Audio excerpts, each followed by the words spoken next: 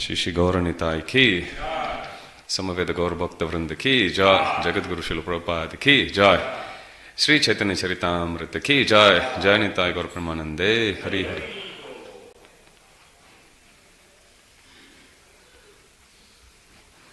Hare Krishna.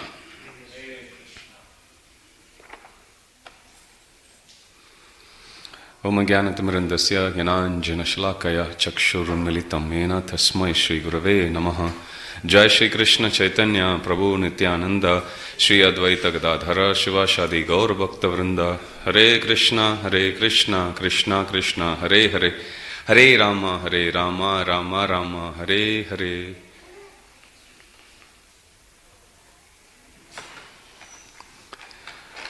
Hare Krishna.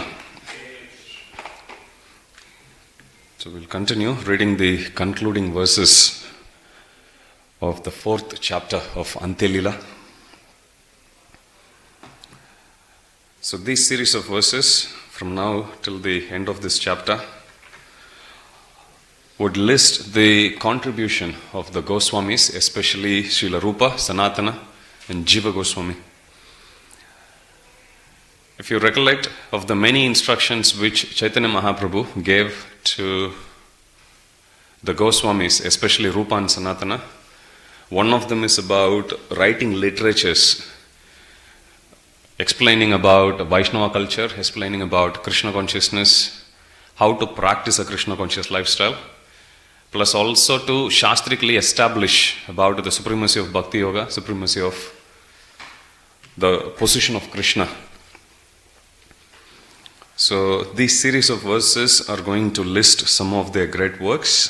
So this is Untitled Chapter 4, text 218. Srila Rupa Goswami and Sanatana Goswami collected many revealed scriptures, and from the evidence in those scriptures they excavated all the lost sites of pilgrimage. Thus they established temples for the worship of Lord Krishna. Srila Sanatana Goswami compiled Brihad Bhagavatamrita. From this book one can understand who is a devotee, what is the process of devotional service, and who is Krishna. Brihad Bhagavatamrita. So we know about Srimad Bhagavatam, also known as Bhagavata Puran, that is recited by Srila Shukadeva Goswami to Parikshit Maharaj in the assembly of great sages. One of the sage who attended the class is Suta Goswami. He hears that class and then he comes to a place called Naimisharanya, and there he repeats the same Srimad Bhagavatam to 88,000 sages it's given. So he was reciting that. So this is Srimad Bhagavatam. Parikshit Maharaj, after hearing Srimad Bhagavatam, when he was about to leave for Vaikuntha, at that time his mother, Uttara, she asks him that she is not in a fortunate position to be able to hear Srimad Bhagavatam in its entirety, and she asks Parikshit Maharaj to speak about the essence of what he has actually heard from Shukadeva Goswami. So Brihad Bhagavatamrita is that narration of Parikshit Maharaj that tells about who is a devotee, what is the process of devotional service. So this is the condensed version of Srimad Bhagavatam. We have a BBT book. I think it's a 2-volume book. You can get that. And then later Rupa Goswami, after seeing the plight of the attention span of Kali Yuga Vasis, he condensed it even further. He thought Brihad Bhagavatamrita, even though it's smaller than Bhagavatam, Kali Yuga Vasis can't listen to that either. So he made the essence of Bhagavatam, and he called it Lagu Bhagavatamrita. All the avatar tattva especially, you can understand. Especially about the 6 types of avatars which we see in Sri Caitanya Caritamrta. Purusha avatar, Guna avatar, Leela avatar, Shakti avatar, Manvantar avatar, Yuga avatar, all of them. It will tell you how often do those avatars come, which exact point in time in a lifespan of Lord Brahma do they come, and when they come, What complexion do they have? Like classical example, we have Shweta Varaha and Rakta Varaha, white color Varaha and red color Varaha. When does he come? When he comes, what does he do? So on and so forth. So you will come across all of those details in Laghu Bhagavatamrita. So here, from this book, one can understand who is a devotee. So this is Brihad Bhagavatamrita. What is the process of devotional service and who is Krishna, the absolute truth? What it also means is, because Brihad Bhagavatamrita is the condensed version of Srimad Bhagavatam, these three topics one can relish in a more exhaustive way by reading Srimad Bhagavatam itself. All these three topics are actually covered in Bhagavatam as well. Srila Sanatana Goswami wrote a commentary on the 10th canto known as Dashama Tippani, from which we can understand the transcendental pastimes and ecstatic love of Lord Krishna. So each of the different cantos of Srimad Bhagavatam, they are compared to the different limbs, different bodily parts of the Supreme Lord. The 10th canto is compared to the smiling face, the smile in the Supreme Lord's face. And Srila Sanatana Goswami, he wrote a commentary on that called Dashama Tippani. He also compiled the Hari Bhakti Vilas, from which we can understand the standard behavior of a devotee and the full extent of a Vaishnava duty.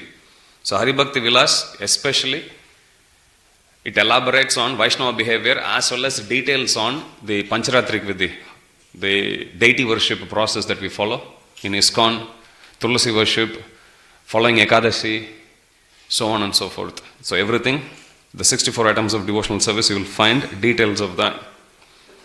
Prabhupada writes in the purport, Srila Bhakti Siddhanta Saraswati Thakura writes, the Hari Bhakti Vilasa was originally compiled by Srila Sanatana Goswami.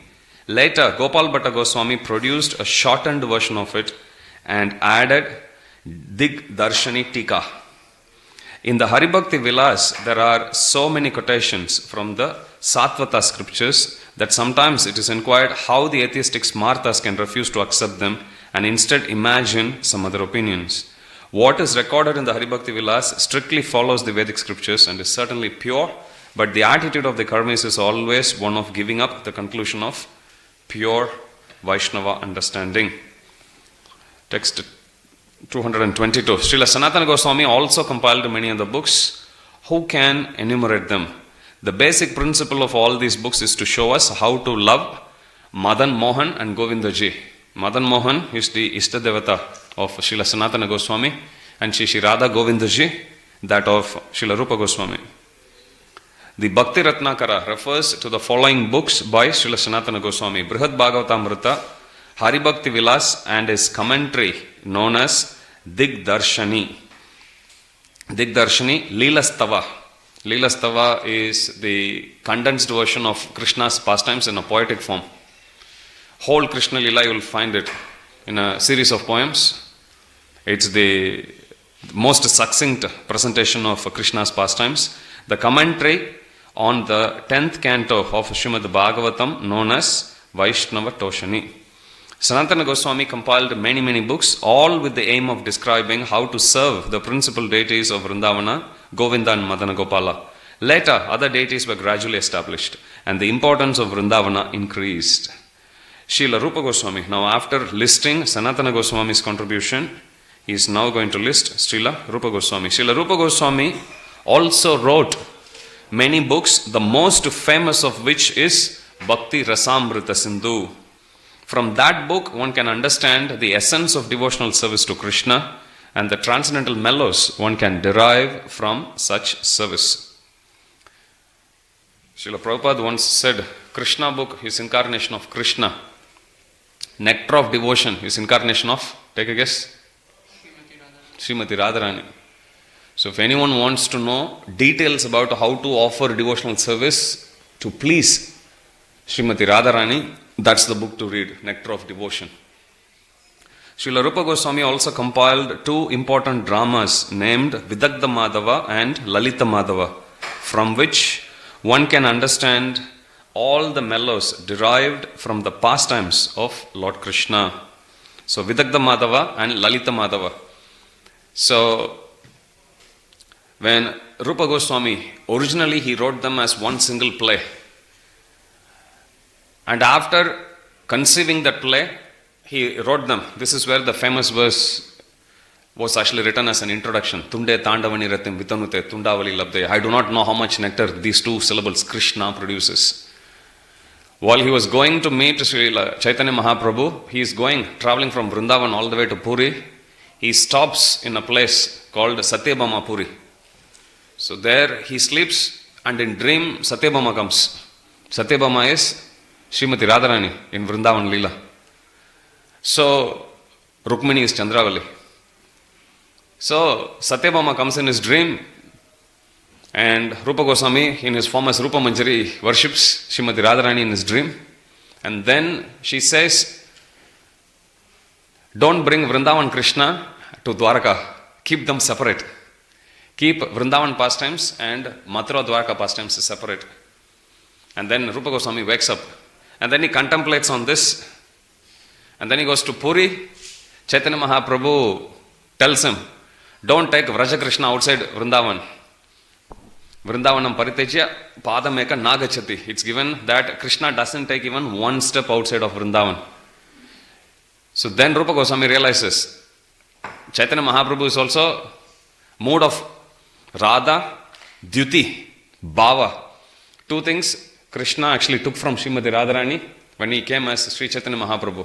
Radha, Bhava, Dyuti Suvalitam, Naumi Krishna Swarupam. He took the mood. So even without Rupa Goswami asking anything, Chaitanya Mahaprabhu tells, don't take Vraja Krishna outside. So same message he gets twice. Once from Srimati Radharani as Satyabhama, and once from Chaitanya Mahaprabhu, which is again Srimati Radharani, who is his worshipable goddess. So then Rupa Goswami takes that as an instruction, and then he separates those two places.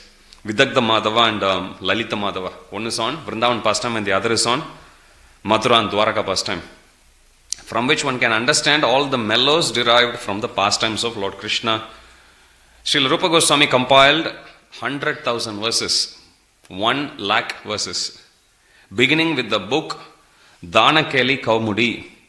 In all these scriptures, he elaborately explained the transcendental mellows of the activities of Vrindavana. Dhanakeli Kaumudi, it's a beautiful pastime. So Srila Rupa Goswami writes his work, and then he gives it to Raghunath Das Goswami, asking him to read. Because in those days, when the Goswamis wrote the literature, they write the literature just for the pleasure of one other Vaishnava. That's it. They had no plan of doing mass printing. There was no BBT. So they write this whole masterpiece, elaborating on different aspects of devotional service, and at the end they would say it was dedicated to such and such person, and that's it. They'll write, give it to them, and that's it. So Rupa Goswami writes a book, gives it to Raghunath Das Goswami. Raghunath Das Goswami reads, but as he is reading, he is seeing Krishna leaving Vrindavan. So totally heartbroken, he stops eating, stops drinking, stops sleeping, always crying Krishna, feeling pangs of separation, causing so much concern in the hearts of all the Vaishnavas there in Radhakund.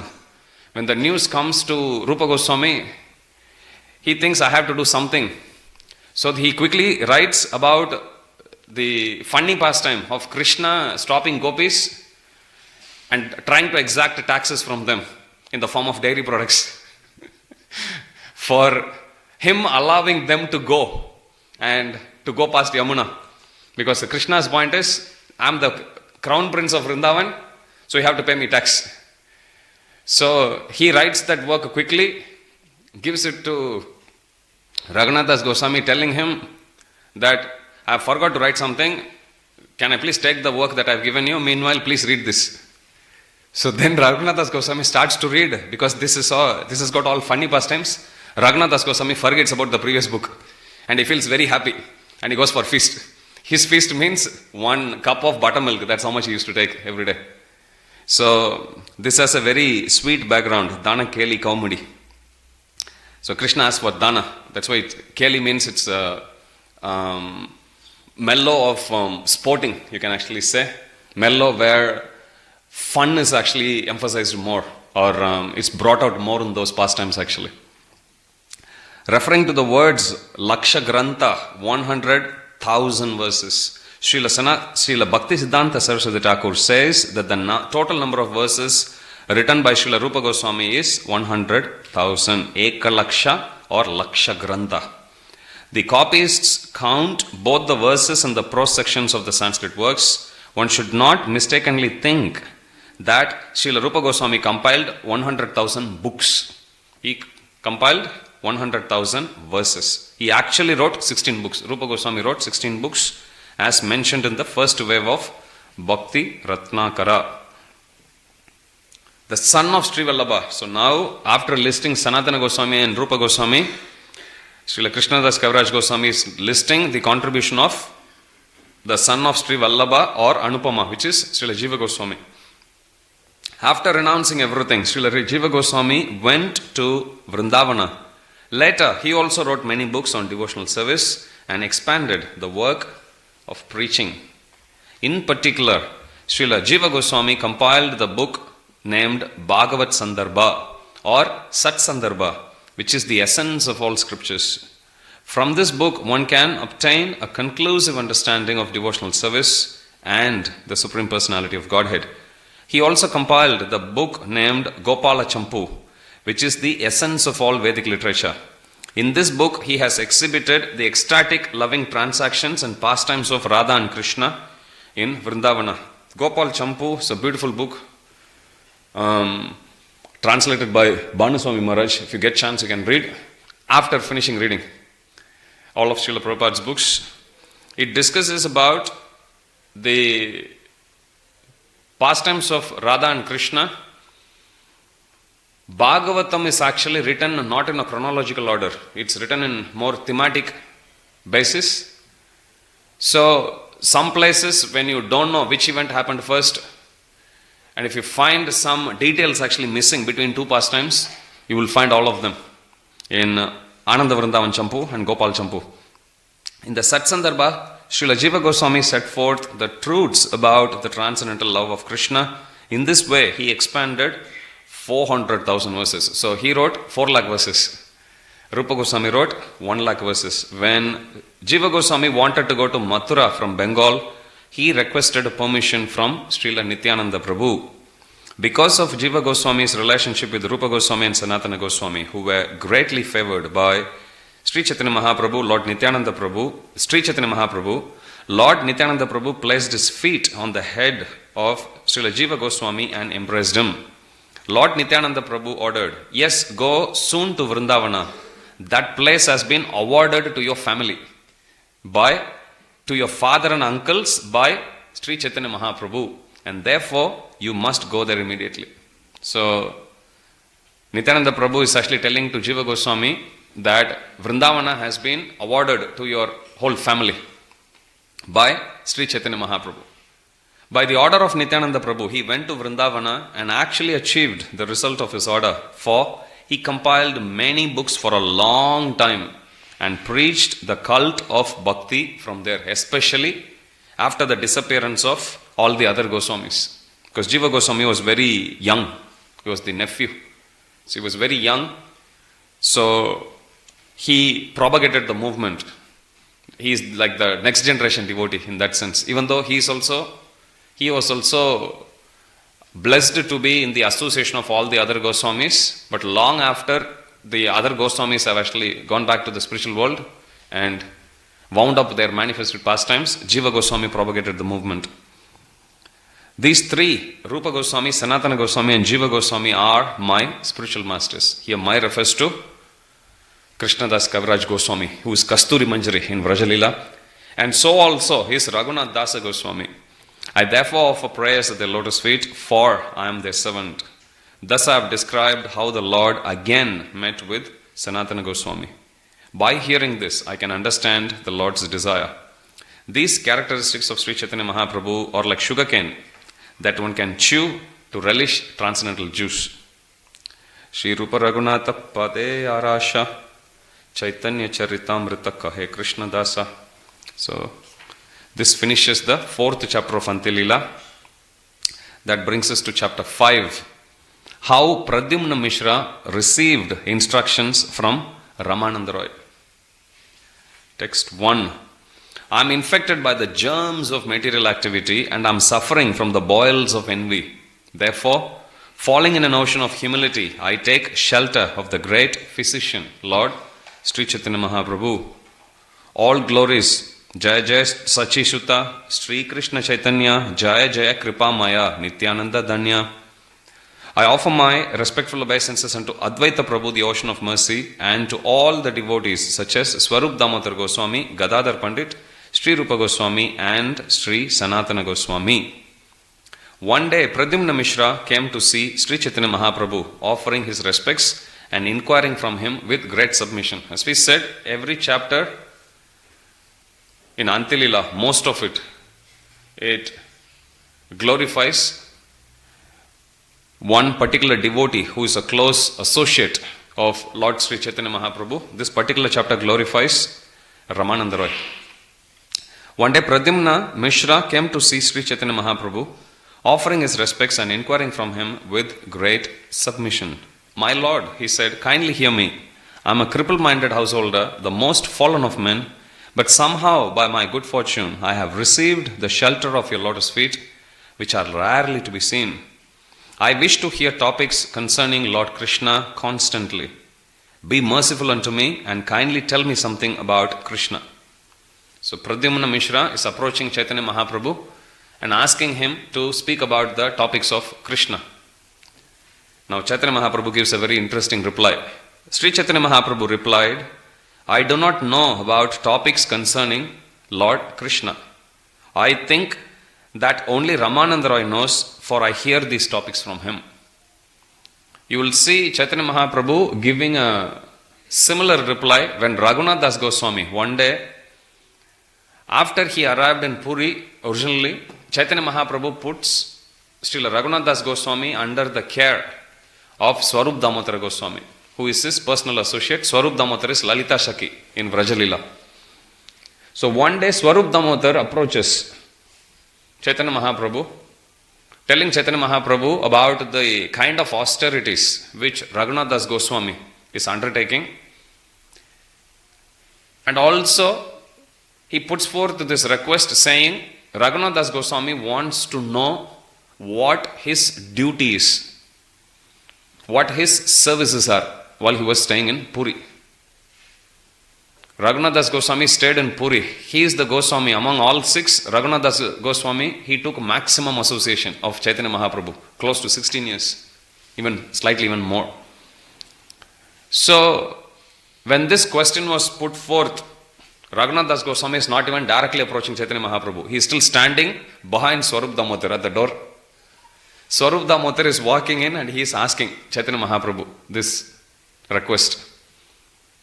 So then Chaitanya Mahaprabhu looks over the shoulder of Swarup Damodar and he looks at Raghunath Das Goswami and he tells him, whatever instructions you want to hear, you can hear it from Swarup Damodar. You don't need to come to me. Today I was actually hearing glorification of Srila Prabhupada by Bhakti Charu Maharaj and Bhakti Purushottam Swami. Bhakti Purushottam Maharaj was actually saying that during the 50th anniversary of ISKCON, many people glorified about the mission of Lord Chaitanya Mahaprabhu, Gaudiya Math, even other sampradayas, everyone. And Bhakti Purushottam Maharaj was actually saying, as he was reading literally every article, even though many of them who wrote those articles glorifying about the mission of Lord Chaitanya, they don't belong to ISKCON, they were outside. Bhakti Purushottam Maharaj was actually saying, none of the article was complete without mentioning Srila Prabhupada's name in it. Because modern day Acharya of Lord Chaitanya Mahaprabhu is Srila Prabhupada only. And nobody had actually spread the mission of Lord Chaitanya Mahaprabhu far and wide. And Maharaj was saying, as he was reading, he could actually see one common thread across all of the different articles that's written by different people, and he said, Prabhupada's name was there in each and everything. One devotee was actually saying, in the future editions of Srimad Bhagavatam, in some future Kali Yuga, Prabhupada's name will be there. In Bhagavatam also. Like you see in Bhagavatam prediction is actually made about Chanakya Pandit, about Buddha. Like that, Prabhupada also will be there. So here, Chaitanya Mahaprabhu is also acknowledging a similar fact here, that whatever instructions that I want to give you, Swarup Damodar will give you. Prabhupada, once he was asked by the reporter, Swamiji, are you perfect? Prabhupada gave an interesting reply. Prabhupada said, I am not perfect. Prabhupada was very humble. I am not perfect, but my spiritual master is perfect. And I am following every instruction of my Guru. That is my perfection. Speaking about perfection, I was watching a memory by one of Prabhupada's early disciples, Achyutananda Prabhu. He was saying, he was there since the very early days. He was one of the first devotees to get initiated. And later on he was a sannyasi as well. And he was saying, right from the first day he met Prabhupada until November 1977, when Prabhupada actually wound up his manifested pastimes, he said, I have observed, and he said, this is the conclusion of all the early devotees also. They have observed from first day till last day, they have never seen Prabhupada making even one single mistake. Never. Many instances you will see what Prabhupada is actually saying, it will be, Prabhupada was so far ahead of his time. Many times what Prabhupada says, devotees may not be able to digest. When Prabhupada was actually criticizing about moon landing, it shook the faith of some devotees whose faith was not quite strong. But then few months later, when one of the famous newspaper in US, when it published an article saying the moon landing is a fake exercise and they are publishing results, Prabhupada was there sitting and doing japa. Early morning, one disciple comes, bows down, runs, Prabhupada, what you said, it's actually printed here. And then he says, they didn't land on the moon. Prabhupada was chanting, looks at him, and then he just looks forward, as if to say, I told you so. That's all Prabhupada, he just continued chanting. Prabhupada didn't bother. So whatever Prabhupada said, it may not be understandable, but that is the shortcoming of the one who is hearing the instruction, not the source of instruction. Just like you hear the effects of the holy name. I do not know how much nectar these two syllables produce. Is that what you feel every day when you chant? When will the rounds finish? Srila Bhakti Tirtha Maharaj, he says in one class, see, Shastras say when we chant Hare Krishna, we are supposed to feel ecstasy. But somehow, he was saying, somehow, only after finishing 16 rounds, we put it down, we feel ecstasy. This is our fallen condition. What to do? So, Prabhupada, perfect Acharya. So, Prabhupada says, Krishna says an instruction and I repeat the same instruction. Prabhupada in one place, he is giving an example also. I tell you 1 plus 1 equal to 2. And you tell the other person 1 plus 1 equal to 2. So your instruction is as good as mine. So if Krishna is saying something and if I repeat exactly what Krishna is saying, then my instructions are perfect. So Prabhupada made it very clear. So Chaitanya Mahaprabhu, we can see where Prabhupada is getting that inspiration. This is the mood of Chaitanya Mahaprabhu. So Chaitanya Mahaprabhu is telling to Raghunath Das Goswami that actually you don't need to come to me. I have already entrusted you under Swarup Damodar. Whatever instruction he gives is the same instruction I want to give you. So same mood Chaitanya Mahaprabhu also shows here in this particular instance when Pradyumna Mishra approaches Chaitanya Mahaprabhu saying, I wish to hear topics concerning Lord Krishna constantly. Be merciful unto me and kindly tell me something about Krishna. He is asking to who? To Krishna himself. Hear this reply of Sri Chaitanya Mahaprabhu. Sri Chaitanya Mahaprabhu replied, I do not know about topics concerning Lord Krishna. I think that only Ramananda Roy knows. For I hear these topics from him. Acharyas say devotees only can give bhakti for Krishna because Krishna doesn't have bhakti for him. So, if we want bhakti, then we need to go and serve the devotees. That's the only way. And when devotees are pleased, when they give the knowledge, when they give some faith to us, with that we'll be able to progress in bhakti. We can't go directly to Guru, rather to Krishna, bypassing Guru. That's not possible. So here Sri Chaitanya Mahaprabhu replied, I do not know about topics concerning Lord Krishna. I think that only Ramananda Roy knows, for I hear these topics from him. You will see same instruction being told to Raghunath Das Goswami again by Nityananda Prabhu. You know this famous pastime Panihati, Chidadahi festival. So one day Raghunath Das Goswami approaches Chaitanya Mahaprabhu, asking him, telling him, because Raghunath Das Goswami comes from a very affluent background. Govardhan and Hiranya Majumdar, they are his father and uncles. Jai Shri Radha Gopinath Bhagwan ki Jai.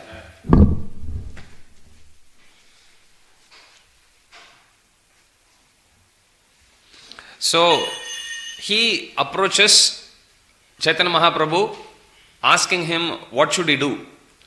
He can't actually stand dealing with materialistic people anymore. He can't stand dealing, counting gold coins and spending his life that way. So Chaitanya Mahaprabhu tells him, you simply follow the duty of your household life very sincerely. And Chaitanya Mahaprabhu tells him, you don't need to actually give up. You don't need to be Markata Vairagi. You don't need to give up anything. You simply follow, chant Hare Krishna, you be wherever you are and you still continue to do. Krishna will actually show you favor. So then later on, Raghunath Das Goswami goes and approaches Srila Nityananda Prabhu.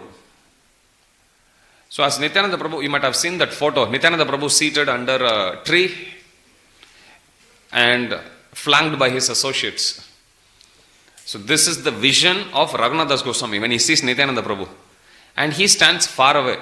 And then Nityananda Prabhu asks his associates, who is it standing that far? Then they say, this is Raghunath Das. Then Nityananda Prabhu tells them, call him. So then they go and they call Raghunath Das. As Raghunath Das comes closer walking, Nityananda Prabhu gets up, walks towards him and forcefully kicks him. Acharyas say the reason why Nityananda Prabhu actually kicked him was he is chastising Raghunath Das Goswami. You try to go and attain Chaitanya Mahaprabhu, try to steal away my property. Chaitanya Mahaprabhu is my property. If you want Chaitanya Mahaprabhu, you have to come to me. So he is the Adi Guru. So Raghunath Das Goswami gets mercy from both, personally, from both Nityananda Prabhu and then to Chaitanya Mahaprabhu. So then Nityananda Prabhu says, because you attempted to steal my property, I am going to punish you. Then Raghunath Das Goswami, he says like, my lord, I am ready to take any punishment. Then Nityananda Prabhu says, you see all my associates, and there were like hundreds of them. And he says, Nityananda Prabhu says, there will be many more thousands who will come. You are a wealthy person, so you cook and serve a feast. And that's the very first Panihati festival, Chudadahi festival. So then he goes, gets tons and tons of yogurt, chipped rice, fruits, and then mixes. And it said the whole area was actually so packed, there was no space. People were actually going half submerged in Ganga and they were still eating like that. My Guru Maharaj says, first time when he went, ISKCON went there for prasadam distribution. So then my Guru Maharaj said, so they went in one cart, they already had everything cooked.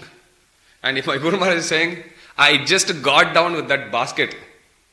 And everyone could see, the general public, because every year, everyone in that nearby villages, they come. And he said, I just lifted the basket. And he said, then the next scene I could see is there were people all around me. And he says, I tried pulling, I couldn't. I just left the bucket, bowed down and I crawled my way out.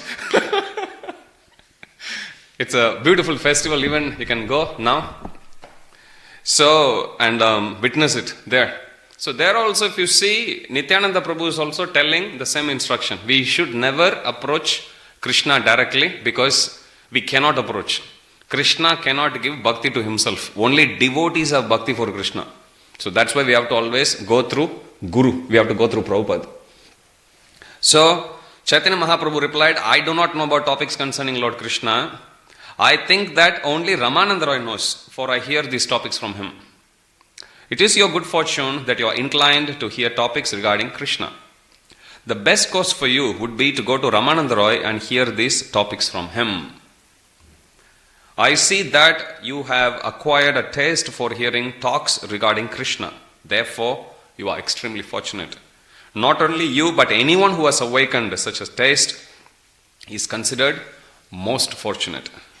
A person who properly performs his regulative duties according to Varna and Ashrama, but does not develop his dormant attachment for Krishna or awaken his taste for hearing and chanting about Krishna, is certainly laboring fruitlessly. So this is the famous verse, Dharma Svanustita Pumsam, Visvakshena Katasvyaha, Na Utpadayate Ediratim Shramayavahi Kevalam. Pradyumna Mishra, being thus advised by Sri Chaitanya Mahaprabhu, went to the home of Ramananda Roy. There the servant of Ramananda Roy gave him a proper place to sit down. Unable to see Ramananda Roy immediately, Pradyumna Mishra inquired from the servant, who then described what Sri Ramananda Roy was doing. There are two dancing girls who are extremely beautiful. They are very youthful and they are expert in dancing and singing. Srila Ramananda Roy has taken these two girls to a solitary place in his garden where he is teaching and directing them to dance according to the songs he has composed for his drama. Prabhupada writes in the purport, the drama being rehearsed by Ramananda Roy and the two young girls was the well-known Jagannath Vallabha Nataka. The songs and the dances were meant for the pleasure of Lord Jagannatha. Therefore, Ramananda Roy was personally giving instructions on how to sing and dance for the drama. Please sit here and wait for a few moments. As soon as he comes, he will execute whatever order you give him. While Pradyumna Mishra remained seated there, Ramananda Roy took the girls to a solitary place. With his own hand, Sri Ramananda Roy massaged their bodies with oil and bathed them with water. Indeed, Ramananda Roy cleansed their entire bodies with his own hand. Although he dressed the two young girls and decorated their bodies with his own hand, he remained unchanged. Such is the mind of Srila Ramananda Roy. Srila Ramananda Roy used to act in that way because he thought of himself in his original position as the maidservant of gopis. Ramananda Roy is Vishaka Shaki. Thus, although externally he appeared to be a man, internally in his original spiritual position, he considered himself a maidservant and considered the two girls gopis. Text 21. The greatness of the devotees of Sri Chaitanya Mahaprabhu is exceedingly difficult to understand. Sri Ramananda Roy is unique among them all, for he showed how one can extend his ecstatic love to the extreme limit. One should not actually imitate these uncommon activities. Srila Bhakti Vinod Thakur, he wants Appa Sampradaya. Appa Sampradaya means Bhoga Sampradaya.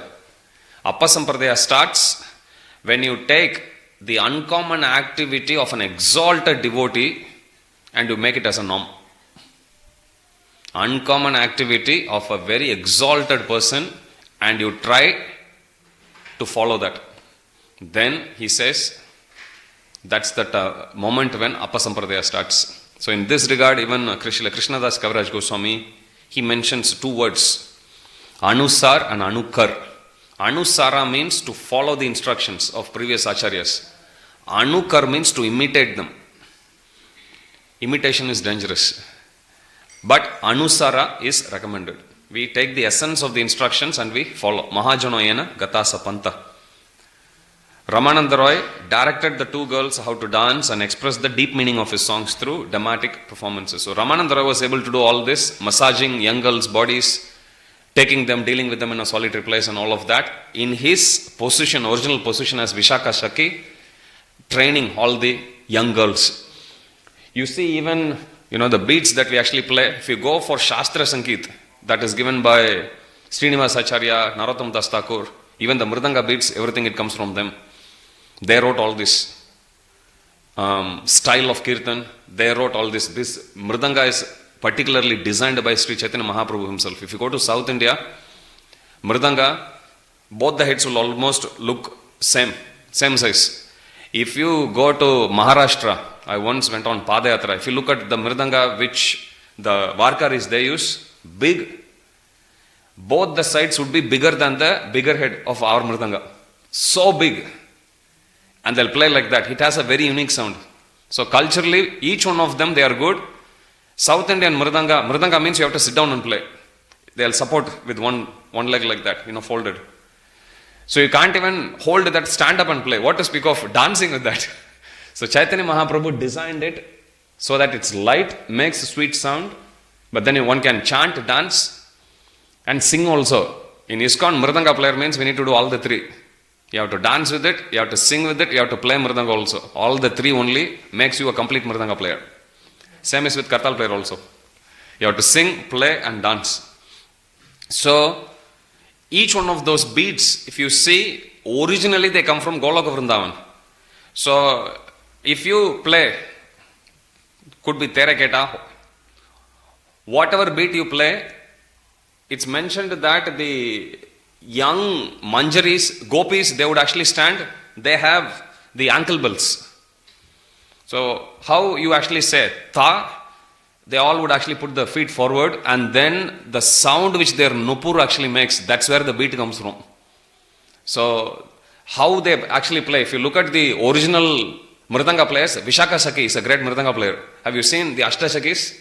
One would be sitting and playing. Most expert mridanga player is Lalita and Vishaka only. So, each one of their dance moves, the beats which their nupur or the bells in their anklets, the sound that they actually cause, that's what is actually captured by Srinivas Acharya and Narottam Das Thakur. I was about to say Sankirtan Narottam Prabhu. Narottam Das Thakur, they actually wrote it as beats. So, strictly speaking, we are not supposed to be playing anything outside of that. Some traditional mridanga players, if you actually go to Bengal, even Bangladesh, you'll see they won't play even one beat outside of what is actually coming from the Shastra. That's actually given by Srinivas Acharya and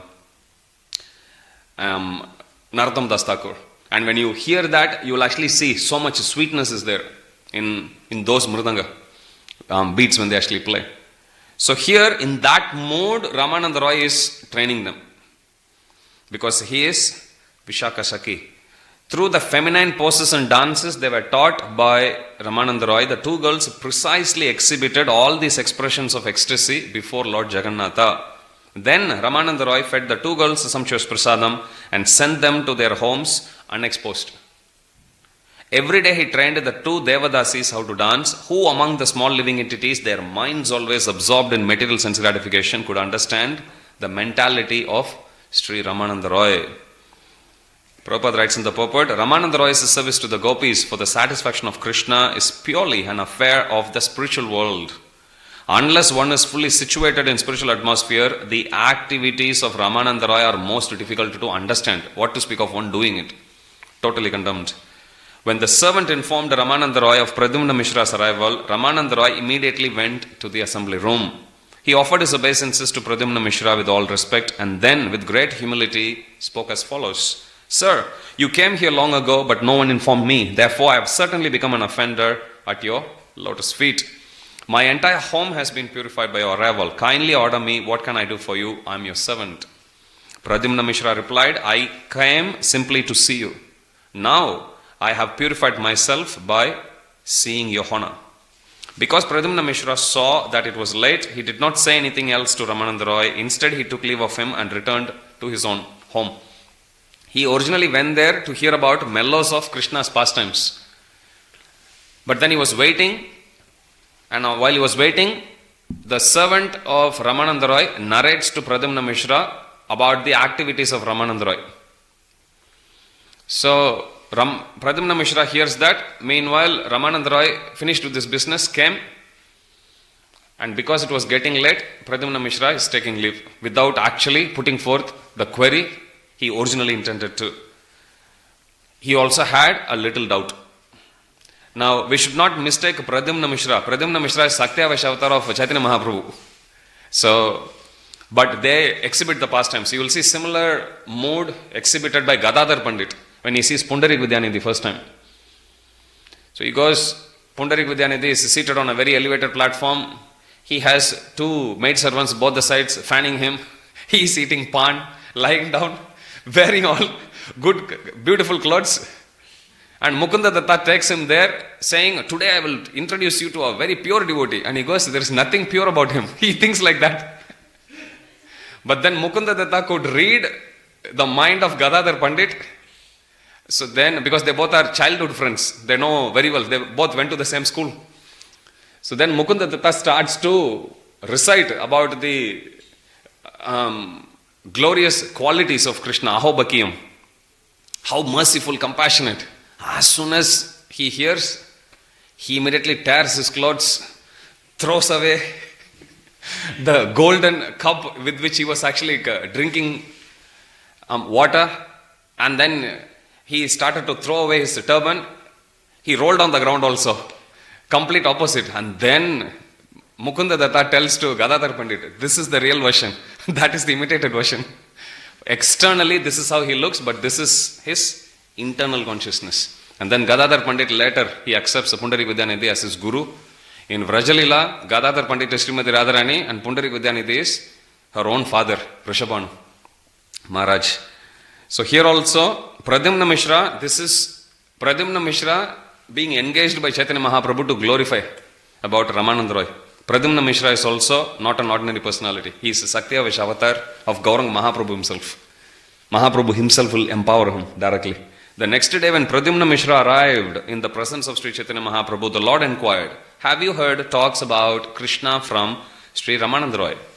Pradyumna Mishra thereupon described the activities of Sri Ramanand Roy. After hearing about these activities, Sri Chaitanya Mahaprabhu began to speak. I am a sannyasi, he said, and I certainly consider myself renounced. But what to speak of seeing a woman? If I even hear the name of a woman, I feel changes in my body, in my mind and body. Therefore, who could remain unmoved by the sight of a woman? It is very difficult. Everyone, please hear these topics about Ramananda Roy, although they are so wonderful and uncommon that they should not be spoken. The two professional dancing girls are beautiful and youthful, yet Sri Ramananda Roy personally massages their entire bodies with oil. He personally bathes and dresses them and decorates them with ornaments. In this way, he naturally sees and touches the private parts of their bodies.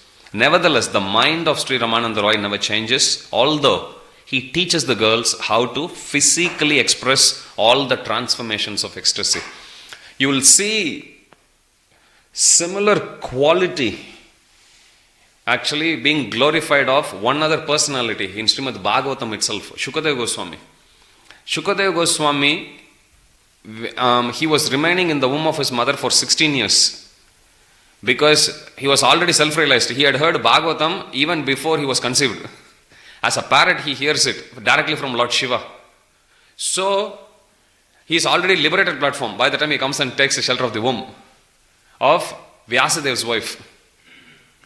So having known that, he says, if I go out, Maya is waiting, so I'm not going. He just stays inside. And then Vyasadeva saw, that his wife can't keep carrying, somebody whose body is also growing for how long? 16 years already. So then Vyasadeva comes and tells him, hey, come out. Then he says, no, Maya is waiting, I'm not coming. So then Vyasadeva goes to Krishna, and then Krishna comes and promises him, all right, it's me, Krishna speaking. Hi, I promise you, when you are born, Maya won't touch you. So then Shukadeva Goswami comes. As soon as he is born, he just gets up, just walks to the forest straight away. Now, you can imagine, 16 years Vyasadeva has been protecting him. Just when his son is born, just when he is about to approach him, he says no, I am not this body. He just walks straight into the forest. So now Vyasadeva is running behind him. Hey Putra, hey Putra. Now the description is given as Shukadeva Goswami was actually walking past on the banks of a water body, like a big lake. There were few ladies who were taking, young girls rather, who were taking bath. So he was just going. Behind him, Vyasadeva was running. The girls, as they actually see Shukadeva Goswami, they are just looking at him. It's mentioned Shukadeva Goswami is also darkish complexion because he meditated on Krishna so much, his body resembles Krishna actually. So, in fact, when Uddhava goes to Vrindavan, gopis also perceive the same bodily features of Krishna because of Uddhava's meditation on Krishna. So here also he is meditating. So then as he is actually going, the girls were looking at him, and then behind him Vyasadeva was running. As Vyasadeva was running, immediately they come to the bank and they cover their body with extra clothes. Now Vyasadeva runs and he stops like, hang on, and then he comes back and he asks the girls, he is a 16-year-old boy in the prime of his youth. You didn't bother to cover your body when he was going. I am as old as your grandfather. Why are you covering now? And then they say, your son, even though he is in the body of a 16-year-old man, for him, he doesn't even, his level of consciousness is such that he can't even distinguish between male body and female's body. His only thought is just Krishna. So nothing material actually crosses his mind at all. So that's how they glorify Shukadeva Goswami.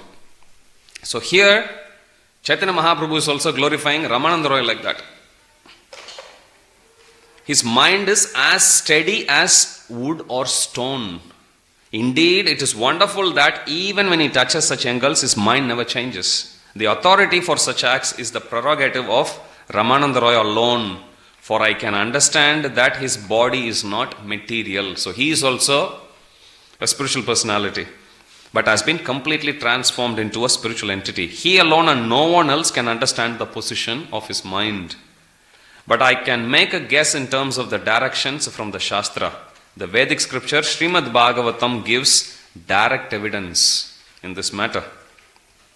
When one hears or describes with great faith the pastimes of Lord Krishna, such as his rasa dance with the gopis, the disease of lusty desires, such as the disease of lusty desires in his heart and the agitation caused by the three modes of material nature, are immediately nullified and he becomes sober and silent. This is the verse. Vikriditam vrajavadupir idam cha Vishnu shraddhan vito anushniya datavarna yedya bhaktim param bhagavati pratilabhya kamam hridroham ashu apahinoti achrena dira vrajavadu sange krishnera rasadi vilasa e jana kahe shune kariya vishwasa hridroga kamatanra tatkale hayakshaya trinaguna shobanahe mahedirahaya. So this is from that verse. How if one's mind is actually agitated simply by hearing about Krishna's dealings with the gopis. Vikriditam vrajavadupir idam cha Vishnu. Krishna's position is, he is the Supreme Personality of Godhead. He is dealing with the gopis. If one reads the section of Krishna's dealing with the gopis in the 10th canto, then what happens is, Hridroham ashu apahinoti achrena dira. It said that the disease of the heart, which is the lust, will get eradicated completely. Not only that, Hridroham ashu apahinoti achrena dira. One will also, as quick as one's disease of the heart gets eradicated, to the same extent, one's heart will actually be filled with bhakti. How much? Lots. How quick? Quickly, very quickly. Instantly and very quickly. It uses two words actually. So simply by hearing about Krishna's dealings with the gopis, one can free oneself of lusty desire, but at the same time, one can deepen one's bhakti as well.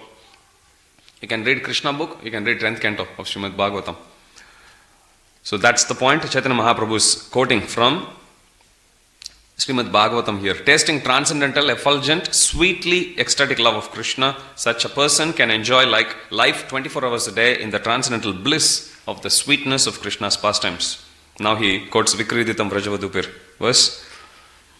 If a transcendentally situated person following in the footsteps of Srila Rupa Goswami hears and speaks about the Rasalila dance of Krishna and is always absorbed in thoughts of Krishna while serving the Lord day and night within his mind, what shall I say about the result?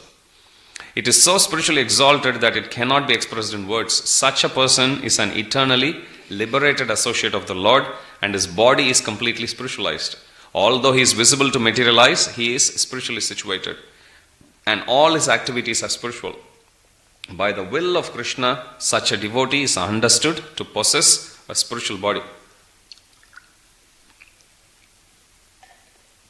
Srila Ramananda Roy is situated on the path of spontaneous love of God. Therefore, he is in his spiritual body and his mind is not materially affected. I also hear topics about Krishna from Ramananda Roy. If you want to hear such topics, go to him again. Chaitanya Mahaprabhu is telling to Pradyumna Mishra, what to speak of you? I am also hearing from him. You also, please go and hear from him. You can mention my name before him, saying, he has sent me to hear about Lord Krishna from you. So Chaitanya Mahaprabhu is asking Pradyumna Mishra to quote him, go hastily while he is in the assembly room. Hearing this, Pradyumna Mishra immediately departed. Pradyumna Mishra went to Ramananda Roy, who offered him respectful obeisances and said, please order me, for what purpose have you come? Pradyumna Mishra answered, Sri Chaitanya Mahaprabhu has sent me to hear topics about Lord Krishna from you. Hearing this, Ramananda Roy became absorbed in ecstatic love and began to speak with great transcendental pleasure. Following the instruction of Sri Chaitanya Mahaprabhu, you have come to hear about Krishna. This is my great fortune. How else would I get such an opportunity? Saying this, Sri Ramananda Roy took Pradyumna Mishra to a secluded place and inquired from him, what kind of Krishna Katha do you want to hear from me? Pradyumna Mishra replied, kindly tell me about the same topics you spoke about at Vidyanagara. So that's where Chaitanya Mahaprabhu and him, they were discussing about the pastimes of Krishna. You are an instructor even for Chaitanya Mahaprabhu. What to speak of others? I am but a beggar Brahmana and you are my maintainer.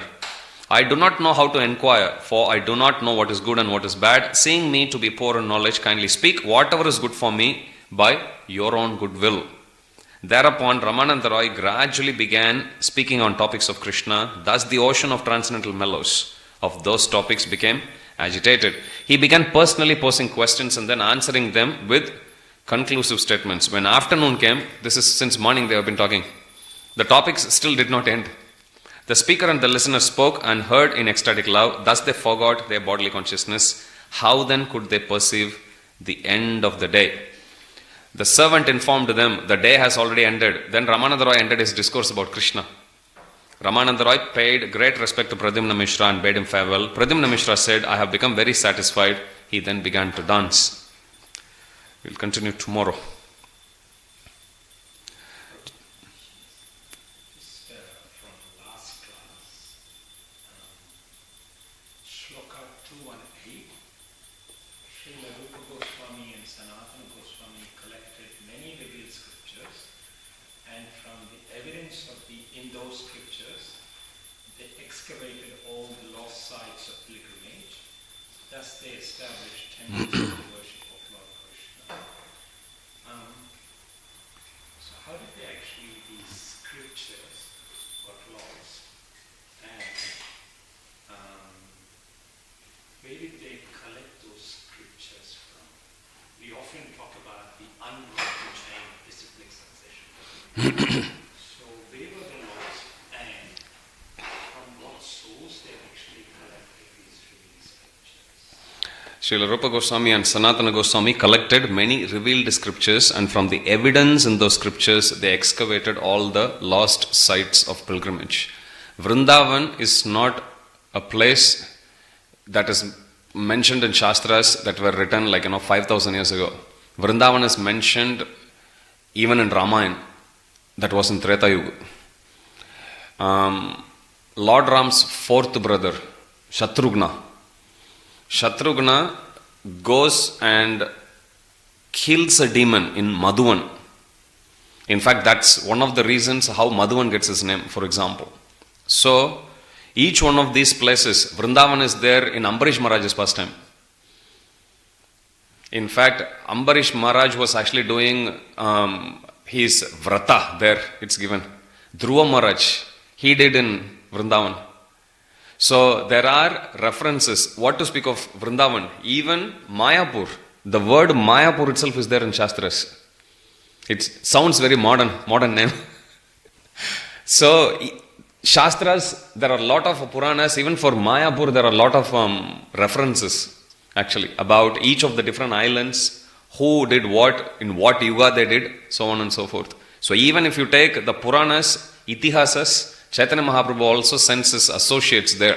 Remind me maybe at the start of tomorrow. I'll briefly mention about the pastime when Chaitanya Mahaprabhu sends his close associates. Long before even he took sannyas, he sends them to Vrindavan to excavate the places. So to answer your question, references of these places is everywhere. Mahabharata it's there, Ramayana it's there, Puranas, lot of evidence is there. As I said, Bhagavata Puran speaks about it, Ambarish Maharaj's pastime speaks about it, Dhruva Maharaj's pastime, it's spoken there, Shaubari Muni, it's there. So references of these places are everywhere. Even Radha Kund, Shama Kund, everything was there. These places are eternally there. Vrindavan was there, even when Lord Ram was there. Vrindavan is eternal place. It's always there. But from time to time, in this it's mentioned, collected many revealed scriptures, and from the evidence in those scriptures, they excavated all the lost sites of pilgrimage. If you read even Gopal Champu, it will tell you how Krishna, one day he comes. Every time Nanda Baba would go to ask Krishna to visit Vrindavan, Krishna would say, I'm coming. I'll come now.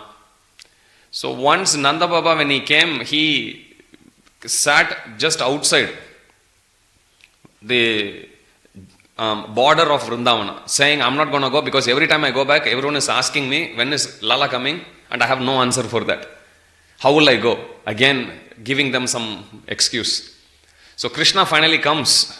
At that time, all the Brajabasis, they tell to Krishna, the pain of separation is unbearable for us. Let's just go to a place where nobody will come and disturb. So Krishna, being bound by love, Krishna, he asks all of them to close their eyes. So when they close the eyes, Krishna, he expands himself. Vrajendra Krishna, when they close their eyes and when they open, they already find themselves in this huge gigantic chariot. All the Brajabasis are there. And Vrajendra Nandan Krishna, he drives the chariot straight to Golok Vrindavan. And then Dwarkadish goes back. So this is how, so when Dwarkadish goes back, Vrajendra Nandan Krishna has already taken all Brajabasis.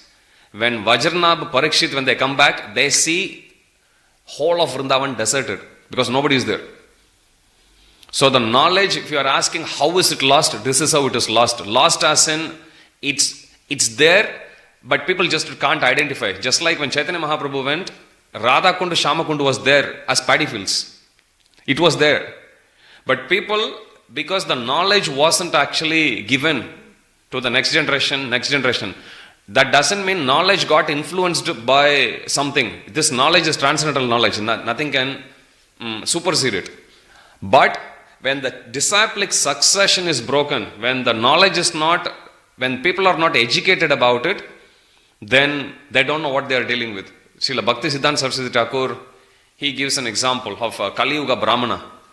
He had a handful of peanuts with shell.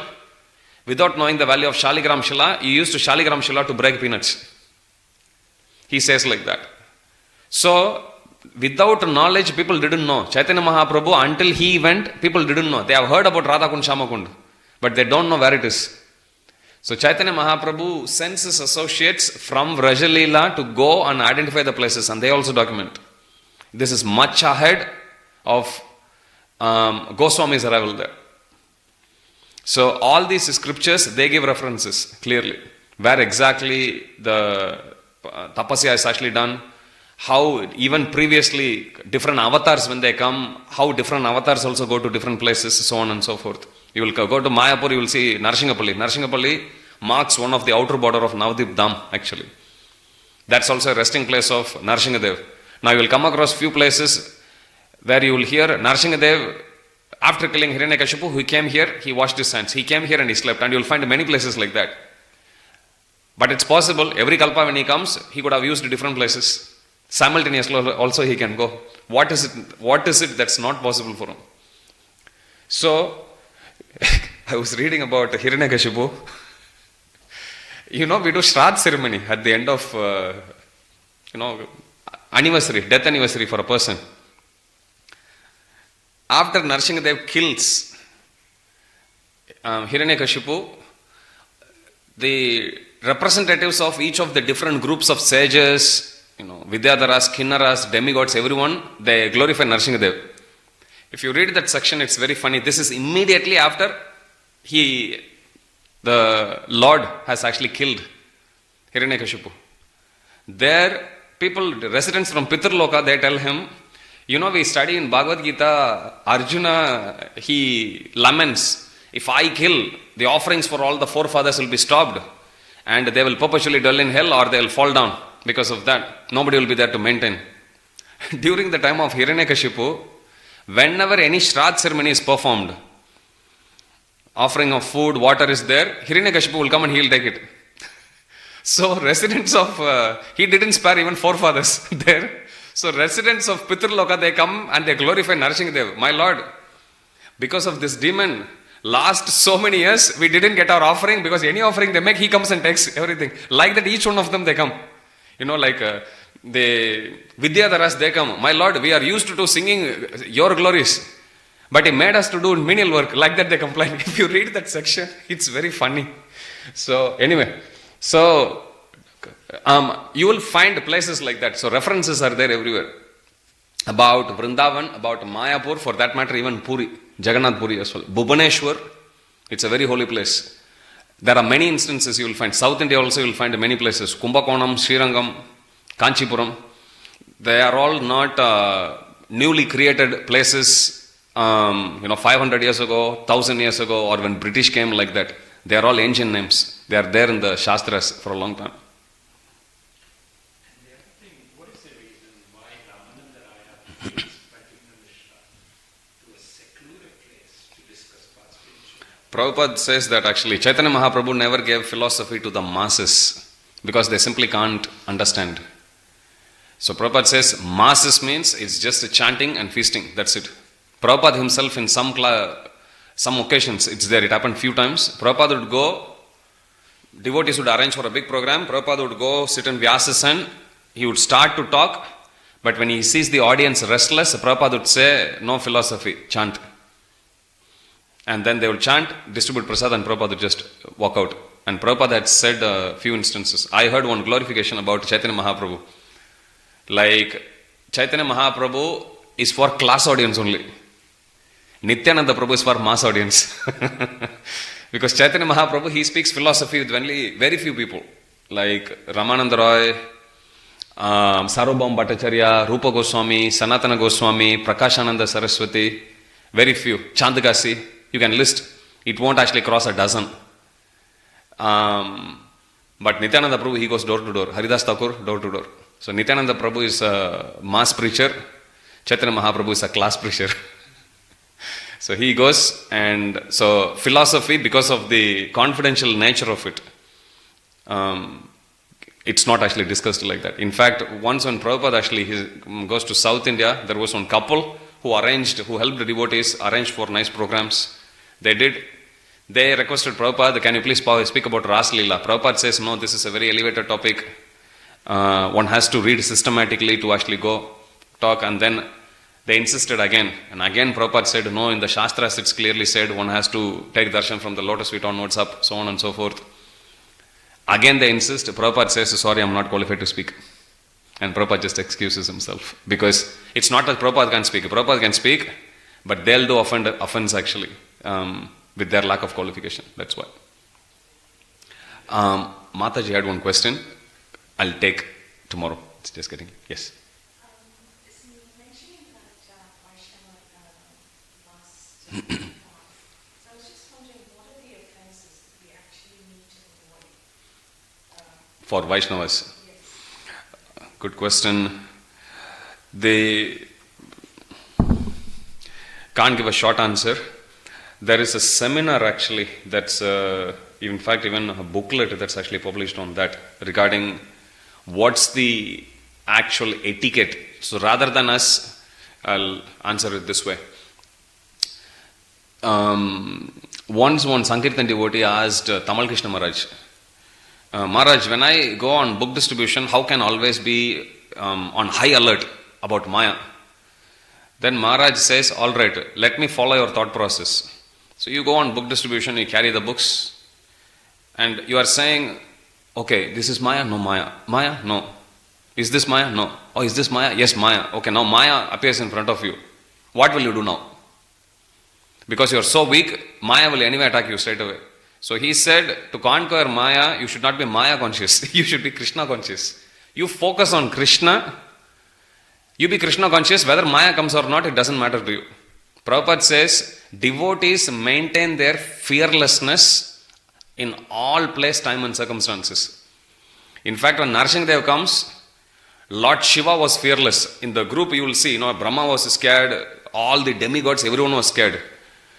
Prabhupada says Lord Shiva wasn't scared. The verse itself actually says, because Lord Shiva knew this is not the time to exhibit anger.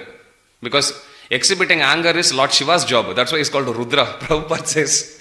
So Lord Shiva, because everyone was scared with the roaring of Narsinghadev, everyone thought this is going to be Pralaya. But Prabhupada says everyone was confused except Lord Shiva. Lord Shiva was very cool. Because he knew this is not the time for anger. Because Prabhupada saying, if it is the time to show anger, then Narsinghadev would have engaged him already, if it's a time for Pralaya. But same way, Prahlad Maharaj also, he was also not scared. And Prabhupada there, he says, a devotee maintains his or her fearlessness in all circumstances. So coming to your question, focus for us should be offense. Rather than focusing more on the offense, we should focus more on the defense. The defense for aparadha is to follow the Vaisnava etiquette, sadachar. So if we equip ourselves about what we are supposed to do, we will naturally avoid the things which we are supposed to avoid. So the etiquette is this, in positives. For example, if we look at a Vaishnava, we greet them. If they smile, you smile back at them. Basic etiquette, we glorify. If somebody is giving class, even if we know, unless we are asked, we don't speak. Otherwise it comes under Maryada Vratikrama, it's given. Prabhupada writes that in third canto of Srimad Bhagavatam. So, there are list of do's and don'ts. More than don'ts, we should focus on the do's. Then naturally don'ts will go away. Just like we have 10 offenses for chanting, during the chanting of the holy name. I'm not sure if it's Mahanindi Maharaj, but I remember reading an article. He listed 10 defenses for the 10 offenses. So our focus, rather than focusing on what we are supposed to avoid, we can focus on what we are supposed to do. And that is, Vaishnavas means, okay, we respect them. Like if somebody is Madhyama Adhikari, they know exactly how to deal with the devotees, how to offer respects, at least in heart, when they look at Kanishta Adhikaris, for example. Somebody who is in their level, how they actually deal with. Somebody who is in a very elevated level, how they actually serve. So, like that, if we follow the principle, offenses will automatically be avoided. Otherwise, offenses is like playing on that, just defending ourselves. We are not really achieving anything much. We can do much better than that. My Guru Maharaj says attack is the best form of defense. So, focus, rather than focusing on avoiding offenses, we can focus on productively what we are supposed to do. That will naturally, like for example, if the rule book says you look at a devotee and you smile, you don't need to smile. Whenever you see any Vaishnava, you just greet them, Hare Krishna. That's like a easier way to avoid that aparadha, for example, that way. Same way, if anything, like normal basic etiquette, if in front of the Lord is a personality, in front of the Lord we don't talk loud. In fact, we don't talk at all, rather. So we have to go. This is like basic respectful culture, even in, as part of the culture that we are all brought up. Unnecessarily, we don't talk loud like that. So the Prabhupada says Krishna consciousness, when they asked, Prabhupada, how can I be Krishna conscious? One devotee asked, Prabhupada says, Krishna conscious is just common sense, like that Prabhupada says in one place. So if we see how I would like to be treated, and if we understand that, and we treat others also in the same way,